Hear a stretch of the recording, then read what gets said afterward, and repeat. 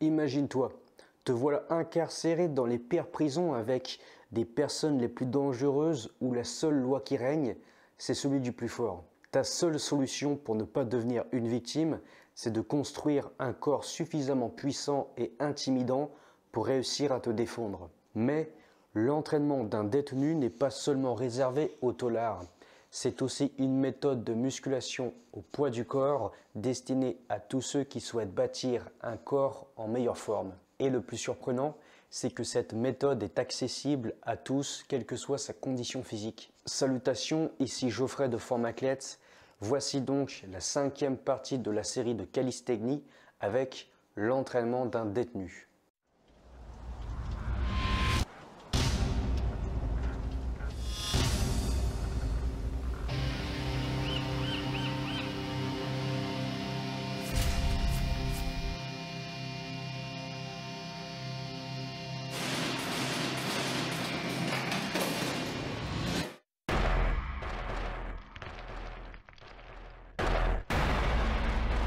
Le calisthénie old school avec l'entraînement d'un détenu. Je me rappelle très bien quand je tombe sur ce livre la première fois. Quand je lis le titre et que je vois la couverture d'origine, qui a changé depuis, au début je me dis « c'est un truc de bourrin à la tolard, non merci ». Et puis je continue mes recherches, mais à vrai dire, il n'y a rien d'autre qui m'inspire. Je reviens dessus et en lisant plus attentivement les avis ainsi que la préface, je me décide quand même à le prendre.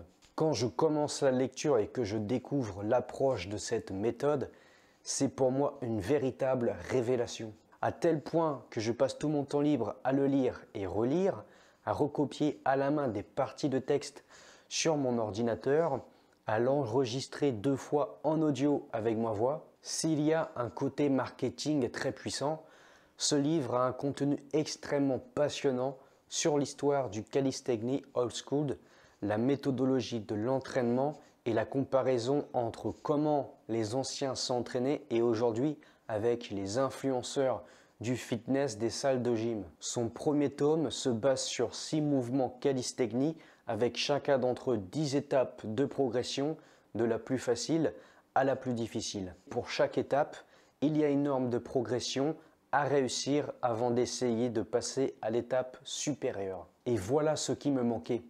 De définir des étapes avec les normes de progression pour laisser le temps au corps de s'adapter avant d'augmenter l'intensité. Par la suite, j'ai sans hésiter acheté les 2 autres tomes.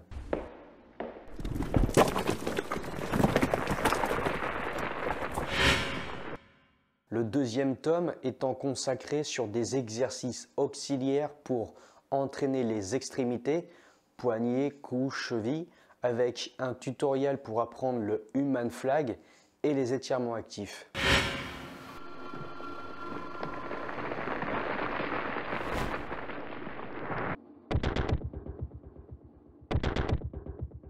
Le 3e tome développe l'aspect de l'explosivité avec toujours 6 mouvements ainsi que les exercices avec la marche des animaux. L'auteur Paul Wade a développé cette méthode à la suite d'une incarcération de plus de 19 ans dans les prisons américaines. C'est dans ce milieu qu'il aurait rencontré des vieux prisonniers qui lui auraient enseigné cette méthodologie d'entraînement. On pense que l'auteur Paul Wade, qui souhaite garder l'anonymat, serait un personnage purement fictif dans un but uniquement marketing. Quoi qu'il en soit, cela ne change rien à la valeur qu'enseignent ces livres pour apprendre les principes fondamentaux du calisthénie.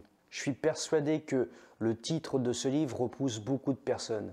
Et c'est très dommage car l'esprit qui anime cette œuvre nous invite à nous rendre meilleurs, aussi bien physiquement que spirituellement. La méthodologie d'entraînement de ce livre est également un enseignement d'une grande valeur et transposable à tous les domaines de la vie pour réussir à s'accomplir. Et ce livre n'est pas passé à côté d'une personne qui aujourd'hui fait autorité dans le monde concernant le domaine de la préparation physique, un ancien instructeur de la force d'élite militaire de la Russie, les Spetsnaz.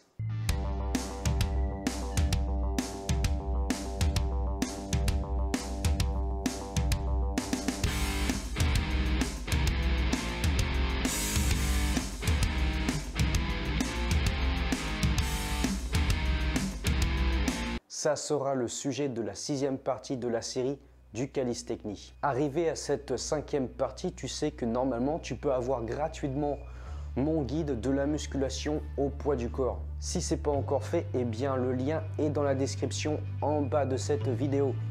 Sur ce, forme à toi.